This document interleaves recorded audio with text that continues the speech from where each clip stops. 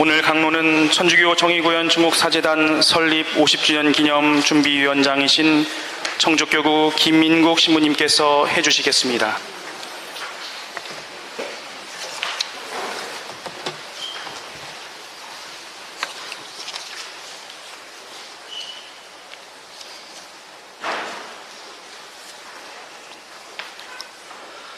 먼저 악마는 존재한다는 말씀을 드리겠습니다. 그가 권력의 우두머리가 된 이래 분심과 걱정이 그친 날이 단 하루라도 있었는지 모르겠습니다. 시간이 흐를수록 우리는 성경이 증언하는 악마의 활동을 생생하게 느끼고 있습니다. 악마는 다음 기회를 노리며 그분에게서 물러갔다.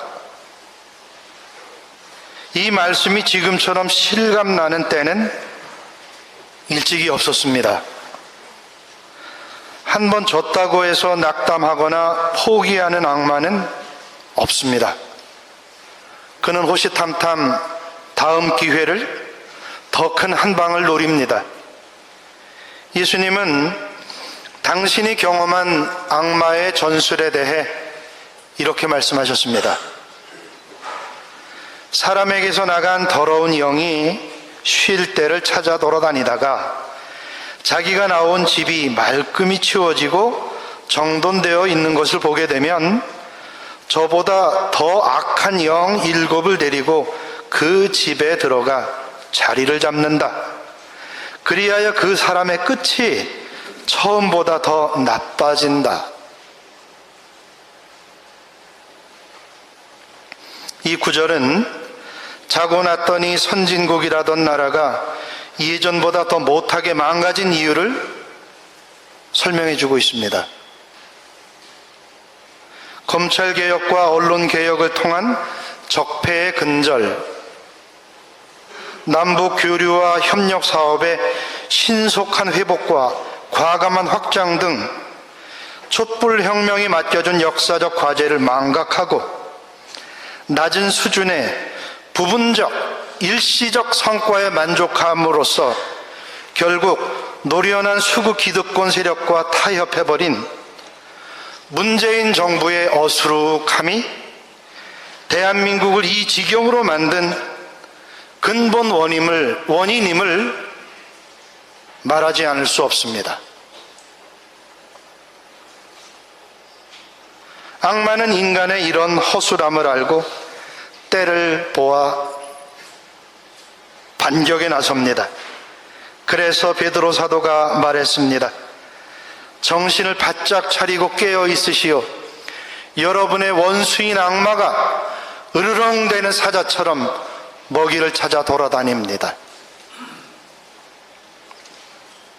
프란치스코 교황님께서는 이 말씀을 중세기에나 어울릴 빈말로 알아들어서는 결코 안 된다며 이렇게 강조하셨습니다. 악마는 21세기에도 존재합니다. 그리고 지금도 활동하고 있습니다.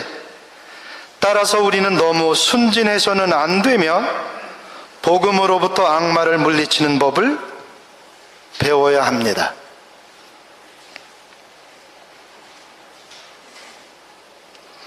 교회가 사순절을 시작하는 자녀들에게 맨 먼저 들려주는 말씀은 악마의 실체와 악마의 활동에 관한 구절입니다. 예수님께서는 광야에서 40일 계시는 내내 사탄에게 유혹을 받으셨다. 이 말씀은 지금 사탄의 집요한 공격에 시달리고 있는 한국 사회의 현실을 말해줍니다. 한 시인이 이런 말을 했습니다. 나라꼴이 삽시간에 멧돼지가 훑고 지나간 고구마밭처럼 됐다. 그가 다녀간 자리마다 폐허로 변한다. 하였는데 대통령을 보고 있으면 저는 더러운 영이 들려서 무덤에 살던 족쇄와 쇠사슬로 묶어도 통제불능이었던 사람, 밤낮 무덤과 산에서 이상한 소리를 지르며 돌로 제 몸을 자해하던 어떤 남자가 떠오릅니다. 여러분, 우리는 특정 개인을 비난하거나 험담을 늘어놓기 위해서 이 자리에 모이지 않았습니다. 오히려 그를 안타깝게 여기며 더러운 영아, 그 사람에게서 썩 나가거라 명령하고 기도함으로써 그를 살려내기 위해 이 귀한 자리가 마련되었습니다. 함께 해주신 여러분 감사드립니다.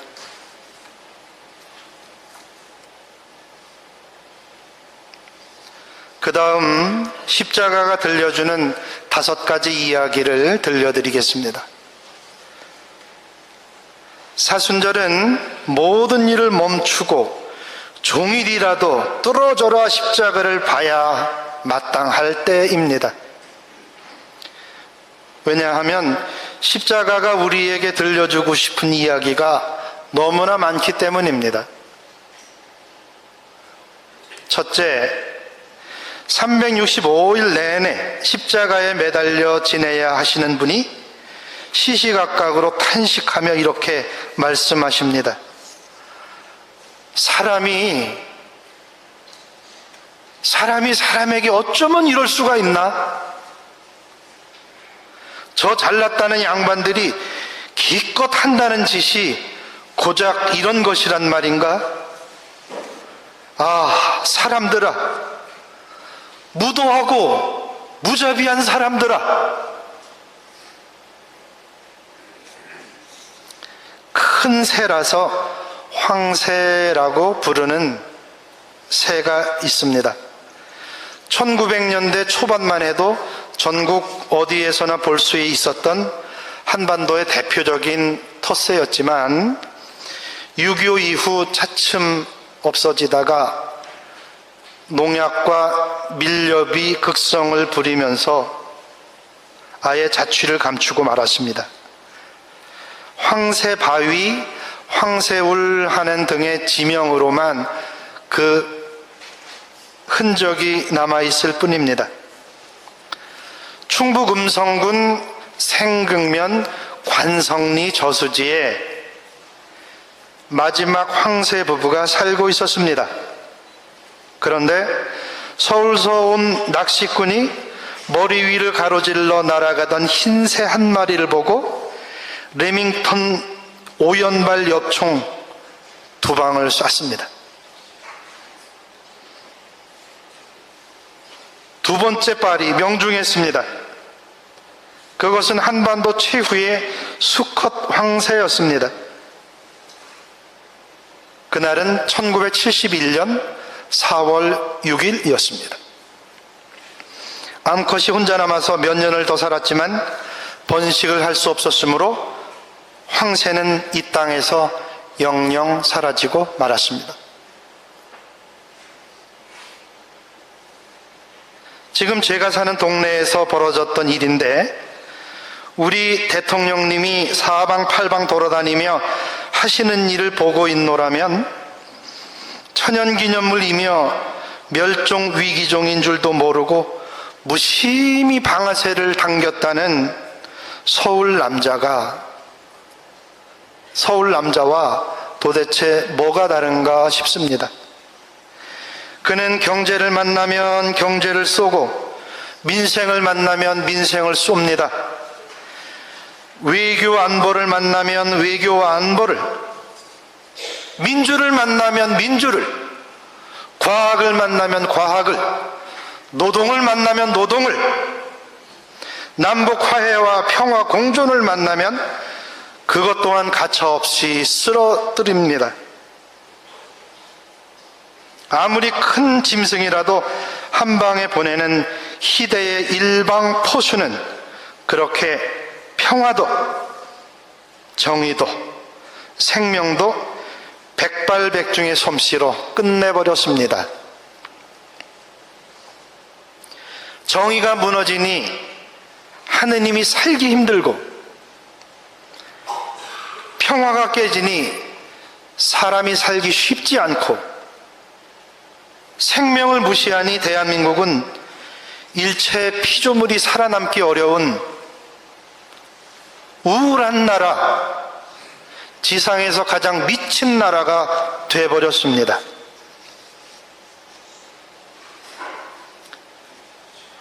둘째, 십자가는 악령의 포로가 되어 사는 인간의 무지를 폭로하고 있습니다. 예수님이 십자가 위에서 아버지, 저들을 용서해 주십시오. 저들은 자기들이 무슨 일을 하는지 모릅니다. 하고 기도했던 것은 악마를 아비로 여기는 자들의 삶을 불쌍하게 여기셨기 때문입니다. 윤석열 씨는 그 누구라도 자신이 원하기만 하면 누구나 감옥에 집어넣었다가 제 멋대로 빼주기도 하는 최고 권력자라 착각하는 모양이지만 웬만한 사람들은 그가 누군가의 명령과 조종에 따라 움직이는 꼭두각시가 아닌지 의심하고 있습니다. 세월이 흐르고 나면 지금 대한민국 제20대 대통령은 인간이라면 누구나 꿈꾸는 나는 나로 말미암아 나 스스로 존재하는 자유자재는 고사하고 자신이 무슨 일을 벌이고 있는지조차 알지 못하는 무지몽매가 얼마나 끔찍한 질병인지 설명해주는 비극적 사례로만 기억될 것입니다.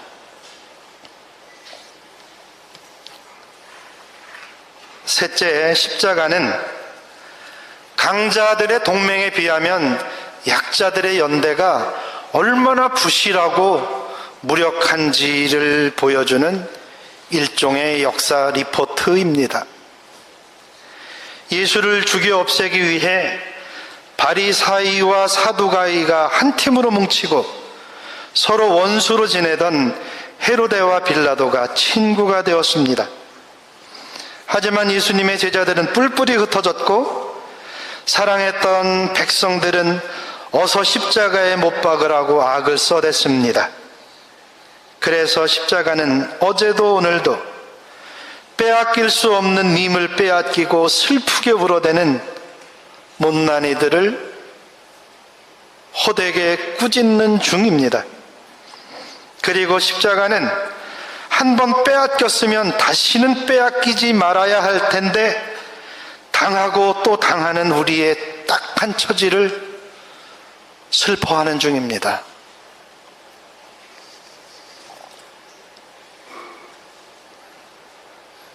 넷째, 십자가는 이 땅에다 하늘의 뜻을 펼치면 그 결과가 얼마나 나쁜지 보여줌으로써 민초들의 저항 의지를 꺾어 놓으려는 본보기 공개 처형이었습니다. 악마는 40일 내내 예수를 유혹했다고 합니다. 그의 유혹은 구체적으로 하느님 나라 그것만은 잊어다오 하고 어르고 달래는 회유였으며 죽고 싶지 않으면 그 말만은 절대로 하지마 하는 살벌한 위협이고 경고였습니다. 하지만 예수님은 가난한 사람들을 찾아가 드디어 하느님 나라가 왔다 하고 말해 주었습니다. 심각한 도발이고 용납할 수 없는 도전인 줄 알면서도 예수님은 외치고 또 외쳤습니다. 내가 왔으니 하느님 나라도 왔고 내가 지금 여기 있으니 하느님 나라도 지금 여기 있는 것이라고 말씀하셨습니다. 더 나아가 놀랍게도 모든 사람이 이와 같은 권능을 지니고 있다는 말씀까지 해주셨습니다. 언제나 어디서나 누구나 할 때 모든 나가 이와 같이 하느님 나라를 지금 이 자리에서 발생시킬 고난과 능력이 있다는 놀라운 말씀.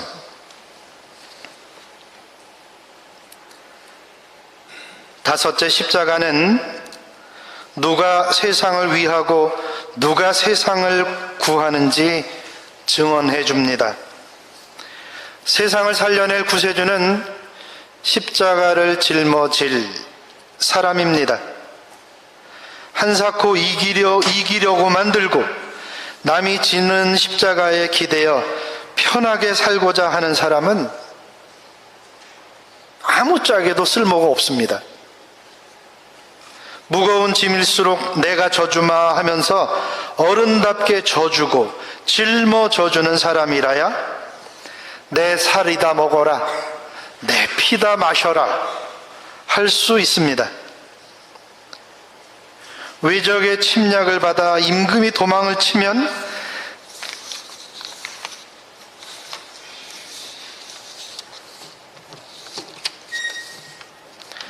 내세울 것 없는 백성들이 의병이 되어 나라를 찾아주었습니다. 툭하면 해고를 일삼는 재벌들이 흥청망청 외환 위기를 불렀을 때는 서민들이 돌반지, 결혼 반지를 모아서 바쳤습니다. 지금도 부자 대기업 감세로 생겨난 나라 살림에 큰 구멍을 메워주는 이들은 유리 지갑을 가진 여러분들, 노동자들입니다. 하지만 우리가 언제까지 그런 식으로 버틸 수 있을까요? 더 이상 우리에게 그럴 힘도 없거니와 나라와 사람을 망치는 악령을 몰아내지 않고서는 이 고질적인 문제를 풀 수가 없습니다.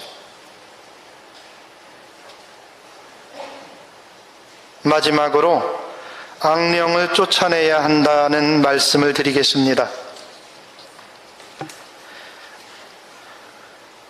망국의 백성들이 외치던 육자 진언 대한독립 만세, 대한독립 만세나 다름없던 하느님 나라가 다가왔다는 예수님의 선포는 요한이 잡힌 뒤에 이루어졌습니다. 악마의 위세가 극성을 부릴 때였다는 뜻입니다. 하지만 예수님은 악취가 진동하고 불법이 난무하는 이때야말로 악령의 정체를 드러내고 악령을 몰아내서 사람을 이롭게 해줄 절호의 기대로 여기셨습니다.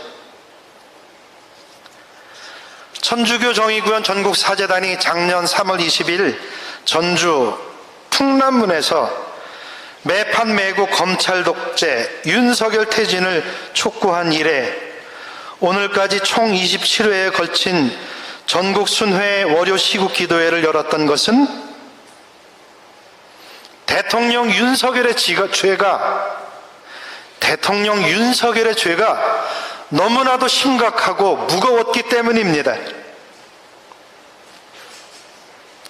나라를 지키고 국민 생명을 수호해야 할 그가 본분을 잊고 권한을 거꾸로 행사함으로써 그는 궁극적으로 하느님을 무시했고 궁극적으로 그는 하느님을 모독했습니다.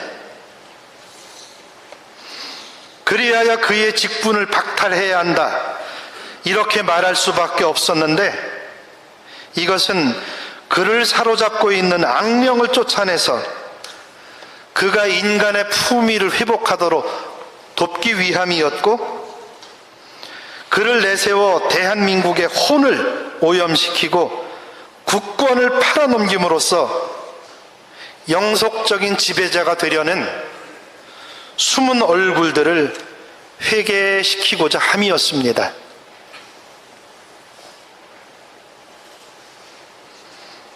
이 자리에 모이신 여러분들께 당부드립니다. 105년 전 대한독립 만세를 외쳤던 사람들은 다치거나 끌려가서 모두 죽었습니다. 하느님 나라를 외치는 사람들 또한 언제나 어디서나 같은 운명에 처할 것입니다만 십자가의 도리와 십자가의 생명력을 아는 사람들은 결코 가만히 있지 않을 것입니다. 그리하여 모든 숲이 분주하게 봄을 시작하듯 사람 사는 봄을 깨우고자 여기저기에서 일어날 것입니다. 세상의 병을 자기 몸으로 알아주고 많은 사람의 죄악을 스스로 짊어짐으로써 누구나 떳떳한 시민으로 허리 펴고 살아가도록 그렇게 만들어주는 주님의 종들이 신발끈을 고쳐매고 있습니다. 그러므로 우리도 힘을 보탭시다. 아니, 우리가 먼저 나섭시다.